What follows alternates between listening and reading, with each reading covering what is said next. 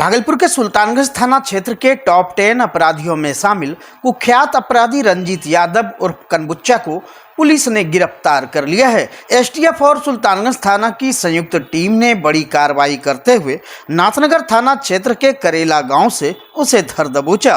रंजीत यादव पर हत्या, arms act समेत कुल 16 संगीन मामले दर्ज थे और वह लंबे समय से फरार चल रहा था।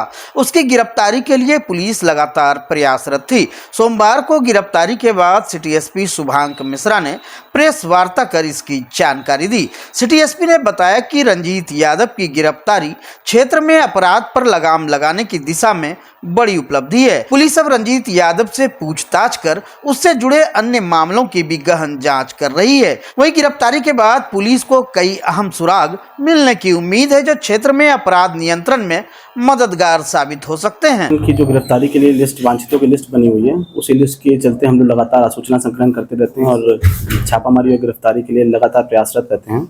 इसी संबंध में जिला का टॉप 10 अपराधी है, इसका नाम है कनबुच्चा रंजीत यादव। इसको एसटीएफ के इनपुट पे हम लोगों ने मधुसूदनपुर थाना क्षेत्र के अंतर्गत करेला गांव से इसकी छापामारी करके गिरफ्तारी करी है। इसका आपराधिक इतिहास बहुत विस्तृत है। टोटल इसमें 16 केसेस दर्ज हैं। इसमें सुल्तानगंज थाने के अंतर्गत 14 केस, इसके अलावा खगड़िया में परबत्ता थाने में 1 केस और अकबरनगर थाना में 1 केस दर्ज है। इसके ऊपर जो आपराधिक इतिहास है वो सामान्यतः आर्म्स एक्ट का, मर्डर का, लूट का, डकैती का, इस टाइप के केसेस दर्ज हैं। वर्तमान में ये 2 केसेस में यहाँ पर वांछित था। इसी संबंध में हमारे टीम के द्वारा छापामारी की गई, गिरफ्तारी की गई और इस टीम में जो भी लोग सम्मिलित थे उन सभी को पुरस्कार के लिए अनुसूचित किया जाएगा। किस मामले में वर्तमान में, अभी किस मामले में? वर्तमान में एक आर्म्स एक्ट का मामला है और एक गृह भेदन का मामला है जिसमें वांछित है। कौन सा सर? आर्म्स एक्ट में आर्म्स बरामदगी का मामला था 600/24 सुल्तानगंज थाना क्षेत्र। भागलपुर से एक बार फिर वंदे भारत एक्सप्रेस ट्रेन पर पथराव की घटना सामने आई है। इस बार नवगछिया अनुमंडल के बीपुर स्टेशन के पास असामाजिक तत्वों ने ट्रेन को निशाना बनाया। एक के बाद एक फेंके गए पत्थरों से ट्रेन के कोच का शीशा क्षतिग्रस्त हो गया। घटना के समय ट्रेन में मौजूद यात्री संजय जायसवाल ने बताया कि अचानक पत्थरबाजी शुरू हो गई, जिससे यात्रियों में अफरा तफरी और दहशत का माहौल बन गया। उन्होंने सुरक्षा व्यवस्था पर सवाल उठाते हुए कहा कि बार बार हो रही ऐसी घटनाएं यात्रियों की जान जोखिम में डाल रही है। वहीं रेलवे प्रशासन ने घटना को गंभीरता से लिया है और जांच शुरू कर दी गई है। घटनास्थल के आसपास लगे सीसीटीवी कैमरों की फुटेज खंगाली जा रही है ताकि पत्थरबाजी में शामिल असामाजिक तत्वों की पहचान कर उनके खिलाफ सख्त कार्रवाई की जा सके। रेलवे ने यात्रियों की सुरक्षा के लिए अतिरिक्त कदम उठाने का भरोसा दिलाया है। कहाँ टूटा था सर ये? सर पटना से एनजेपी जा रहे थे, खगड़िया के आगे बीरपुर के पास में, थाना बीरपुर के पास में पत्थर लगी थी। थाना बीरपुर के पास गाड़ी रुकी थी। मेरा नाम संजय जायसवाल। और घर मेरा मोतिहारी डिस्ट्रिक्ट का केसरिया। वो मोतिहारी डिस्ट्रिक्ट। इधर कहाँ जा रहे हैं? एनजेपी जा रहे हैं, बेटी एनजेपी जा रहे हैं।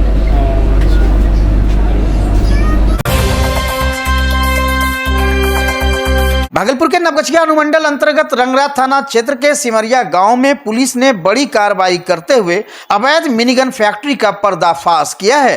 दरअसल गुप्त सूचना के आधार पर रंगरा थाना अध्यक्ष और उनकी टीम ने पीपी मंडल और प्रशांत मंडल के वेल्डिंग दुकान पर छापा मारा। छापेमारी के दौरान पुलिस ने एक देसी कट्टा, 4 लोहे के बैरल, 3 ट्रिगर, 8 जिंदा बुलेट, कई अर्धनिर्मित हथियारों के पुर्जे और हथियार बनाने के उपकरण बरामद किए। इसके साथ ही बड़ी संख्या में लोहे की रॉड, आरी, राउंड कटर ब्लेड और रेलवे पटरी के टुकड़े भी जब्त किए गए। नवगछिया एसपी प्रेरणा कुमार ने बताया कि आरोपी वेल्डिंग दुकान की आड़ में अवैध हथियार तैयार कर उन्हें बाजार में सप्लाई करता था।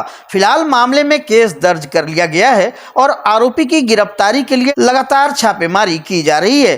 पुलिस का कहना है कि इस खुलासे से अवैध हथियार तस्करी पर बड़ी चोट लगी है। 27 अप्रैल 2025 को थानाध्यक्ष रंगरा को एक सूचना प्राप्त हुई कि ग्राम सिमरिया स्थित पीपी मंडल उर्फ प्रशांत मंडल, इनके घर के जो वेल्डिंग की दुकान है उसमें अवैध रूप से एक मिनीगन फैक्ट्री को अवैध रूप से चलाया जा रहा है।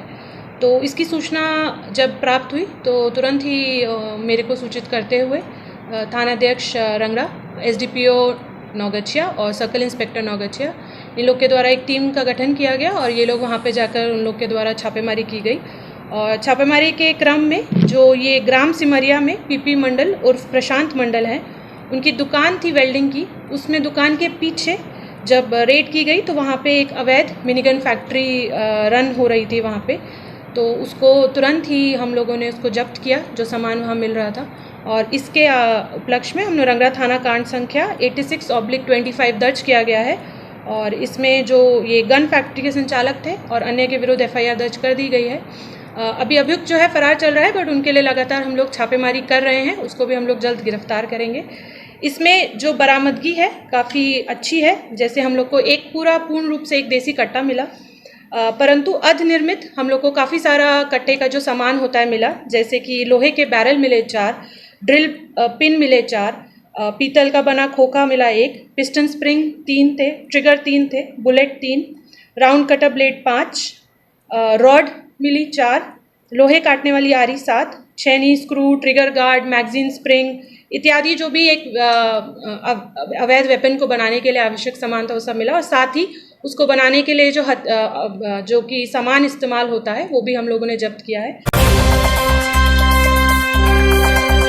भागलपुर के नाथनगर थाना क्षेत्र अंतर्गत रसीदपुर दियारा गांव के पास सोमवार को एक दर्दनाक हादसे में 12 वर्षीय बच्चे की जान चली गई। बताया जा रहा है कि ट्रैक्टर से गिरने के कारण 3 बच्चे गंभीर रूप से घायल हो गए, जिनमें प्रियांशु कुमार की घटनास्थल पर ही मौत हो गई। प्रियांशु अजमेरीपुर विशहरी स्थान के निवासी विनोद मंडल का मंझला बेटा था।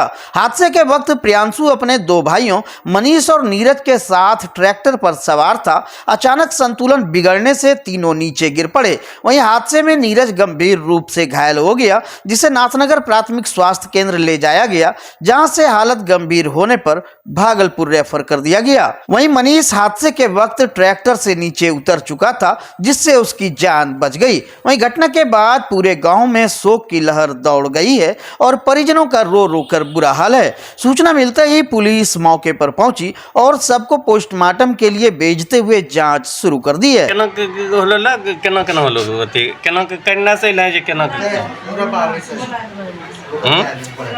रसीदपुर से आबिर रही है गेहूँ पहुँचा कर बोले न सर की होलो तो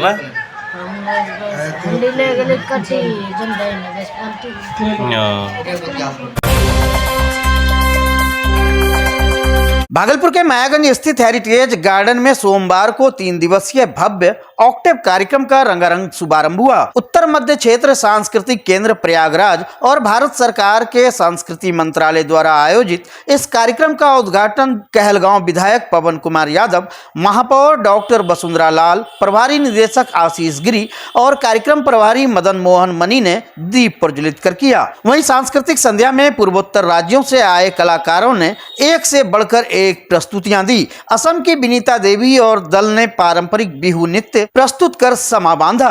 वहीं अरुणाचल प्रदेश के जान पर लांग एवं दल ने यह जो नृत्य से दर्शकों को मंत्रमुग्ध कर दिया। सिक्किम के छविलाल प्रधान ने मारूनी नृत्य और मणिपुर के लासिंगम गैग्रेई ने फिटलाम नृत्य प्रस्तुत किया। त्रिपुरा के देवाशीष रियांग ने होजागिरी नृत्य और नागालैंड के कलाकारों ने आहे कुचले नृत्य से खूब तालियां बटोरी। कार्यक्रम का संचालन शरद मिश्रा और श्वेता श्रीवास्तव ने किया।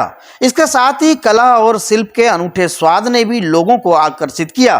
पूर्वोत्तर राज्यों के व्यंजन, हस्त निर्मित उत्पाद और शिल्प प्रदर्शनी ने कार्यक्रम को और भी खास बना दिया। सुबह से ही खरीदारी के लिए भारी भीड़ उमड़ रही है।